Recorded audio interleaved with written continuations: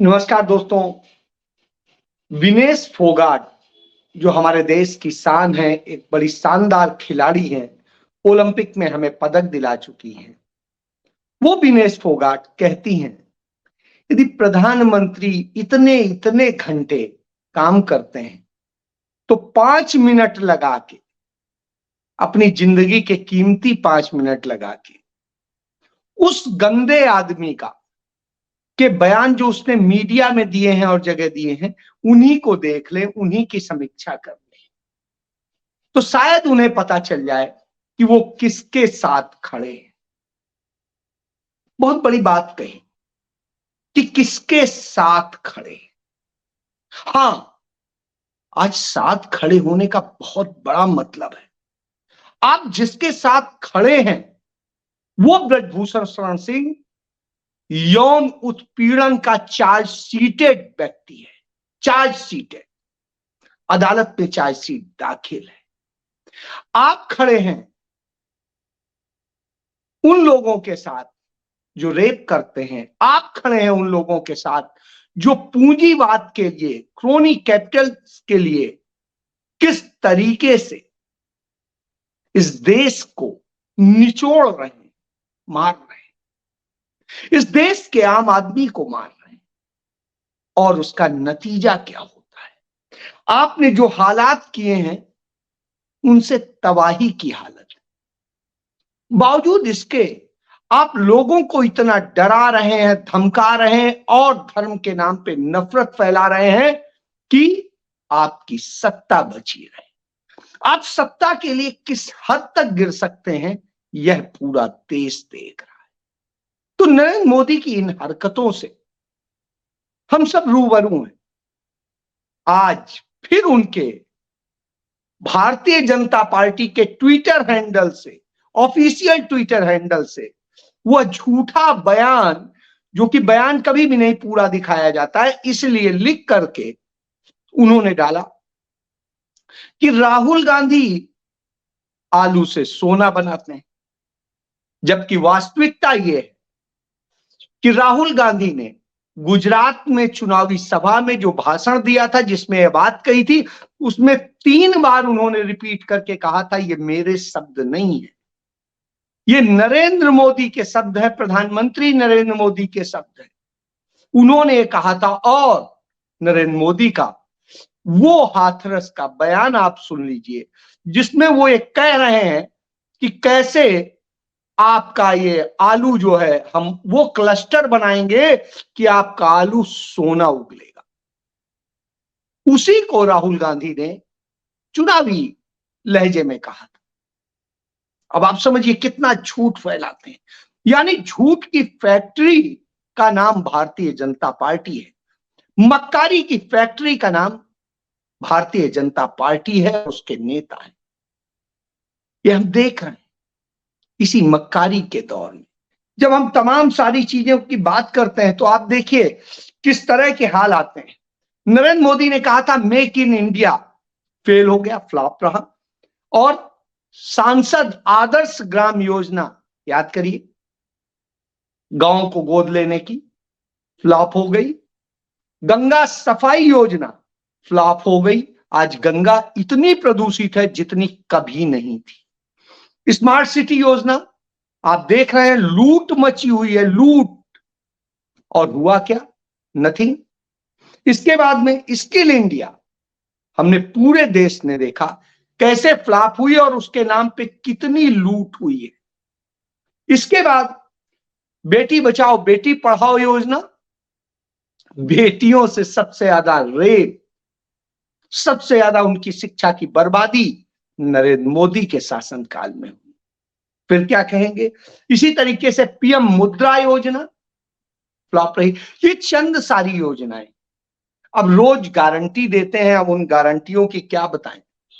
ऐसी स्थिति में वो जननायक लगता है जो इनका जवाब देता है। हमारे बुजुर्ग बहुत समझदार थे और उन्होंने इसीलिए इन्हें इतने लंबे समय तक सत्ता में नहीं आने दिया था। लेकिन हमारी मूर्खता ने उन्हें सत्ता प्रदान की। और जब सत्ता प्रदान की तो आप सोचिए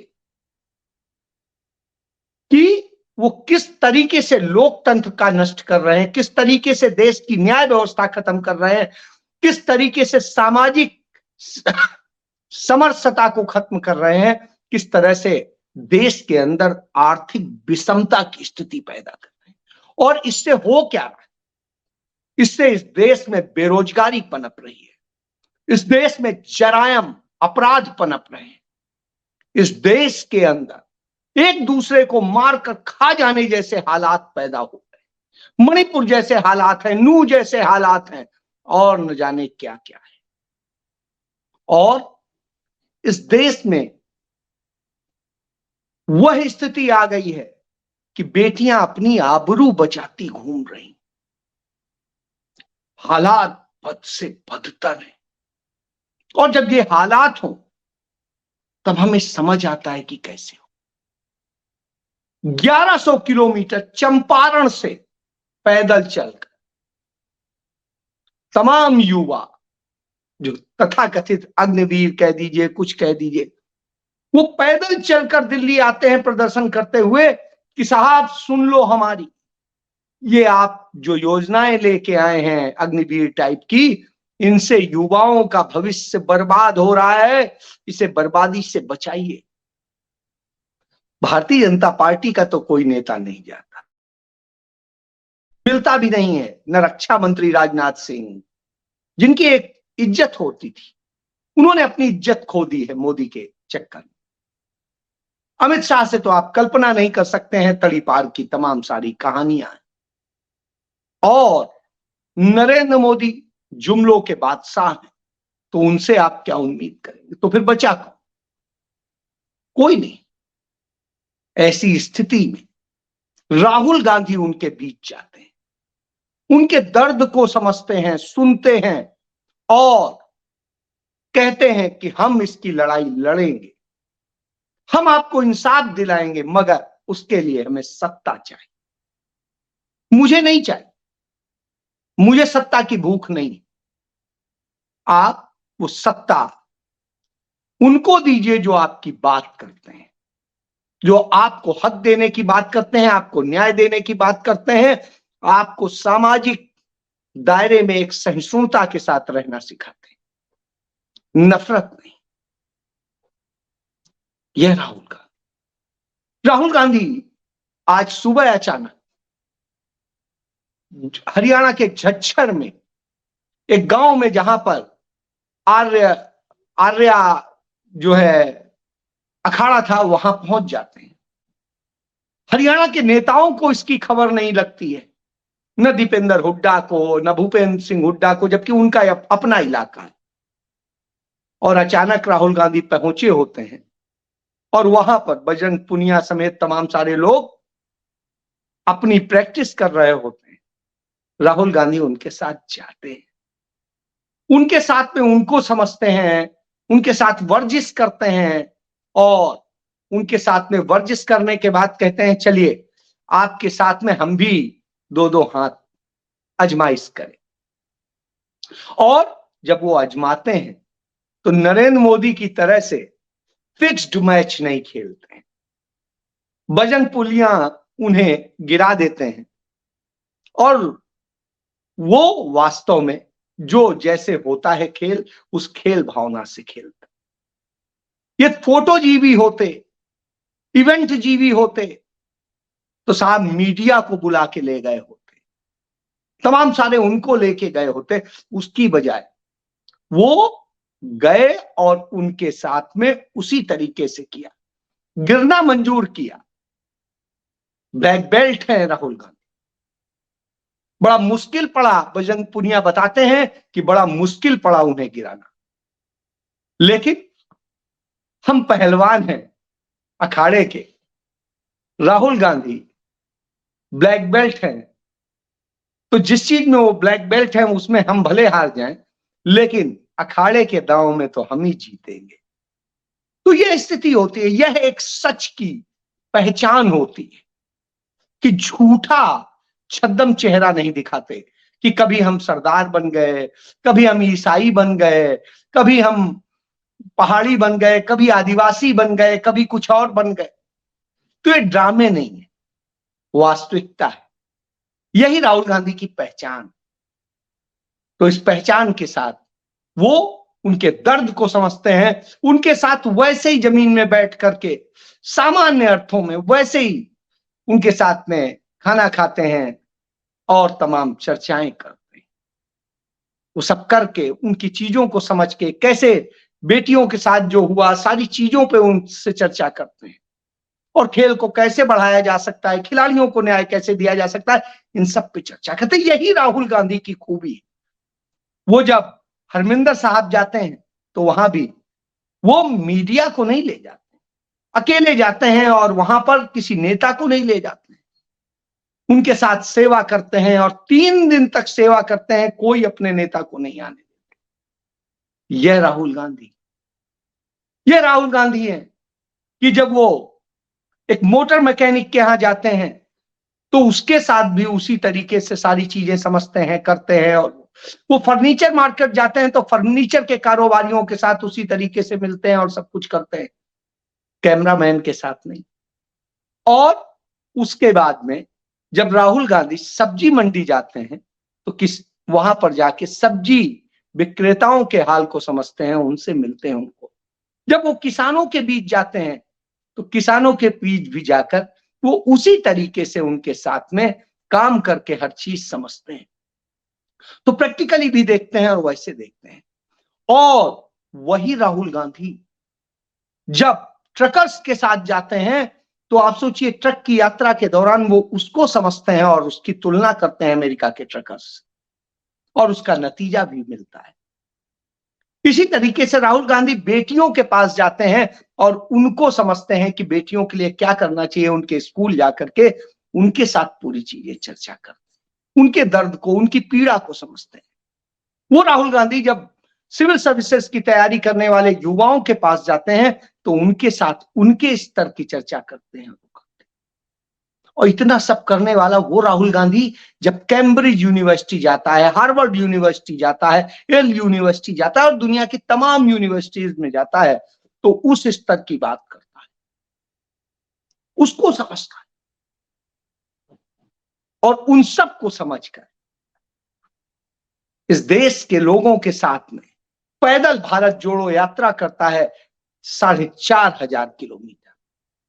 4,500 किलोमीटर में हर वर्ग, हर जाति, हर धर्म, हर क्षेत्र के लोगों के साथ इंटरेक्ट होता है और उन्हें समझता है।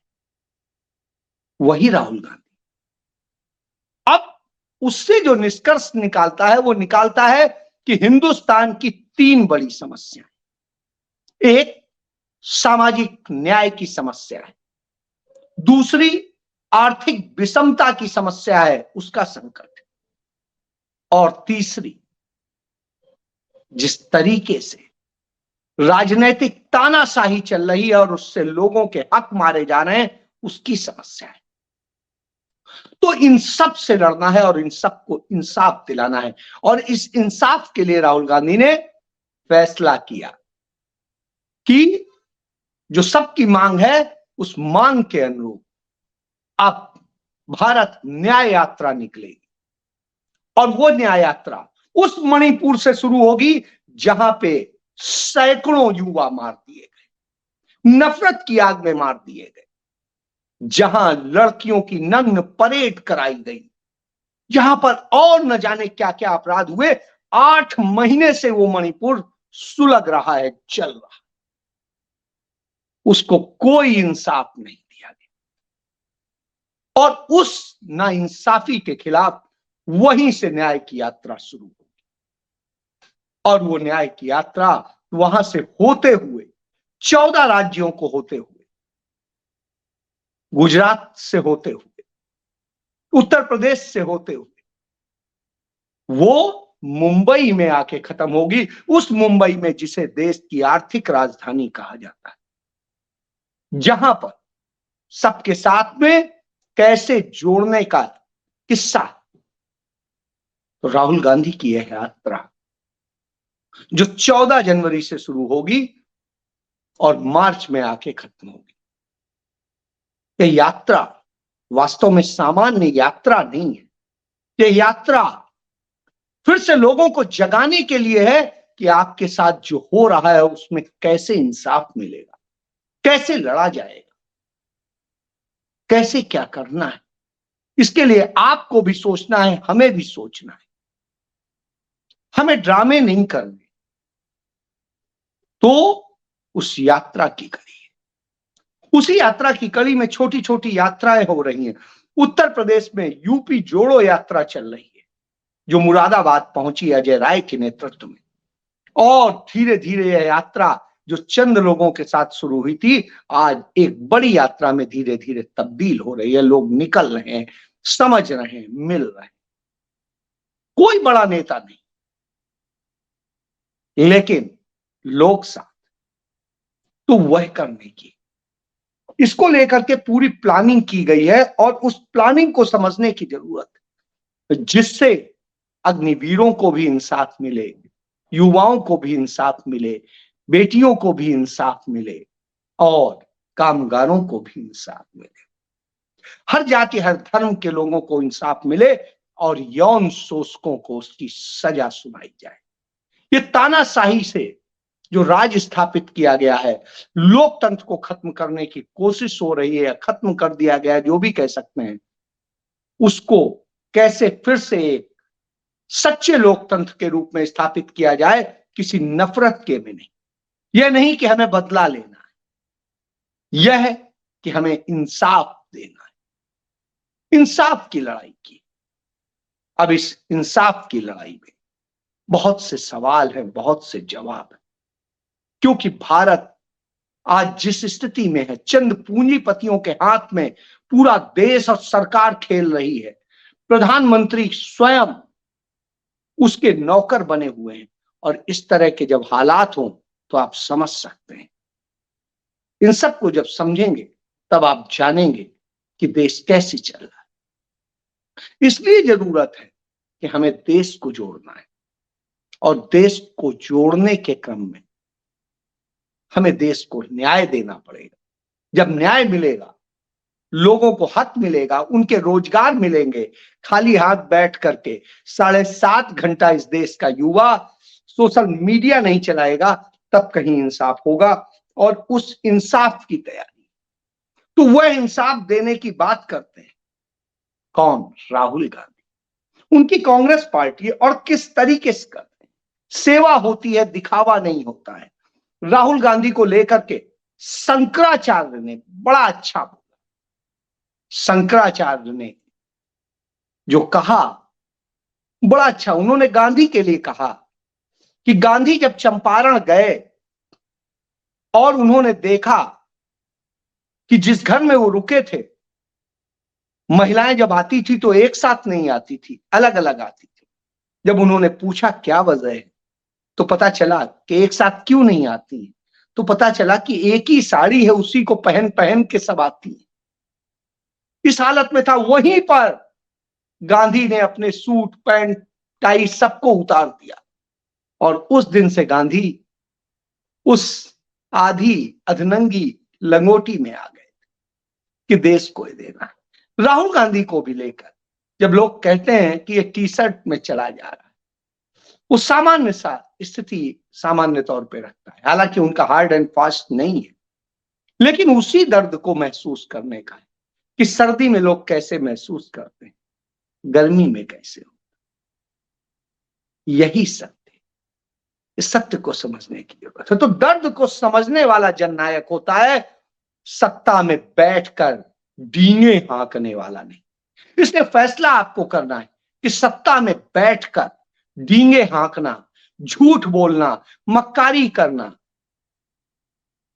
उसके साथ आप जाएंगे, या जो आपको न्याय दिलाने की बात करता हो, सामाजिक समरसता की बात करता हो, आपके लिए लड़ता हो, उसके साथ जाना है। फैसला आपको करना है, क्योंकि ये अहम मौका है। और अब तो सबने कह दिया है कि यदि 2024 में आपने मोदी को नहीं हराया तो लोकतंत्र नाम की चिड़िया मर जाएगी।